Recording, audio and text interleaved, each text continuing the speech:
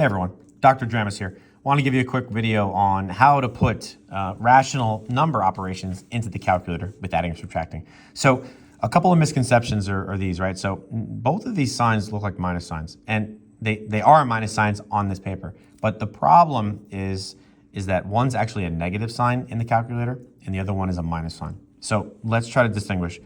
When there is a minus sign in between two numbers, that is actually a minus sign on the calculator, right? It's gonna be this button here, minus, right? Subtract. This minus sign though is a negative. And this negative sign is a negative and not a minus because it is not connecting another number to the left of it, right? So it's just kind of by itself in this parentheses. So how we put this in the calculator is really simple. We're gonna do parentheses, right? So even put that, negative sign. And that negative sign is down here next to the enter button, okay? 6, close the parentheses so it looks the same as the paper. And then we're going to put a minus sign 4. And that's going to be our final answer, negative 10, right? So that's how we put these things into the calculator. So let's try number 2. Number 2 is going to be 2 minus sign. It's linking two numbers together or two things together. So that is a connector, which is a minus sign.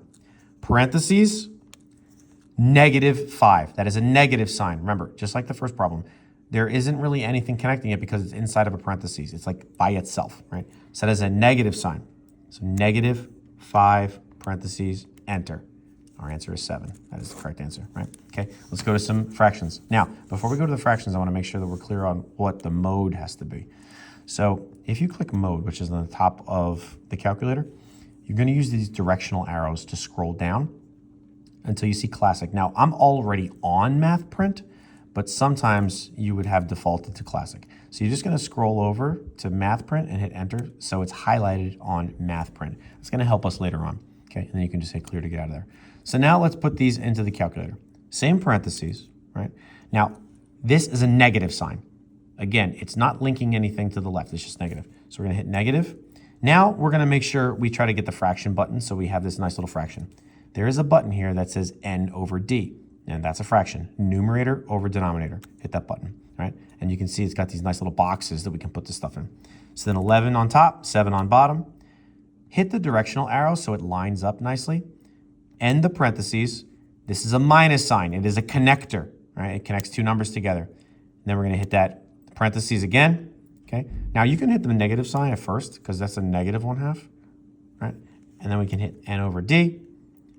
1 over 2, hit it to the right, end the parentheses, and we have an answer. Now, the problem with this is that this is an improper fraction. A lot of the stuff we're gonna be doing, guys, you're gonna need mixed numbers for. So let's figure out how we can get that mixed number changed. This is improper because the numerator is bigger than the denominator. But let's say we wanted to look at this as a mixed number. There is a button here, and the button itself is in green, right? So you see how it has like this little n over d and then these two arrows? That means it's going to change itself from an improper fraction to a mixed number. So we're going to hit second and answer, because now what we did was we just picked this answer and put it on another line. And then we're going to hit second and then this button, right? Because the button below it is the actual button. It's going to look a little funky. Hit enter.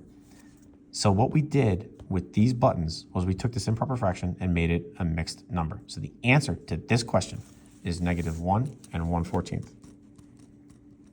Okay, let's do another one like that. All right, so let's go to number 7. I'm sorry, number 4. Okay, 7 over 4. So again, we're gonna hit n over d. 7 over 4. Move over to the right. Plus sign, that's pretty simple. Parentheses.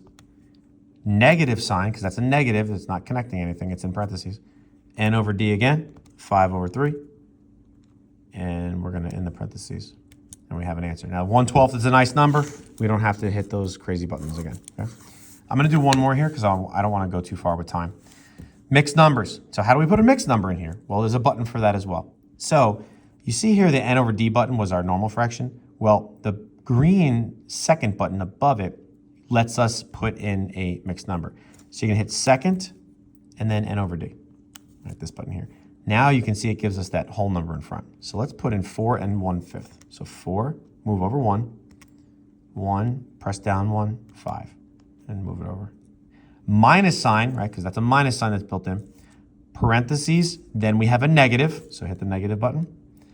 And then we can do second and UN over D, that weird kind of green part. And that's going to be a 3.